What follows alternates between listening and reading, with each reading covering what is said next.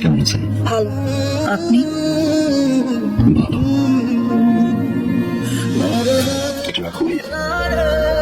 এটা কি? 2 লাখ টাকা। কেন? ওই যে তোমাকে নম্বর দিয়েছিলাম। এটা লাগবে না। ছোটবেলা থেকে 2 লাখ টাকা দেখতে মনে চাকরি দিতে পারি। রাখতে লাগবে। থাক। থ্যাংক ইউ ভাইয়া, থ্যাংক ইউ। তোমার কাছে এটা 3 লাখ টাকা হতে পারে, আমার কাছে অনেক কিছু। তোমার 2 লাখ টাকা আমার এই জীবনের মোড় ঘুরিয়ে দিয়েছে ভাইয়া। অনেক কিছু শিখেছি, অনেক কিছু দেখেছি, অনেক কিছু পেয়েছি ভাইয়া, আবার অনেক কিছু হারিয়েছি। এতদিন পরে এসে আমার মনে হলো এই টাকাটা তোমাকে ফেরত দেওয়া উচিত,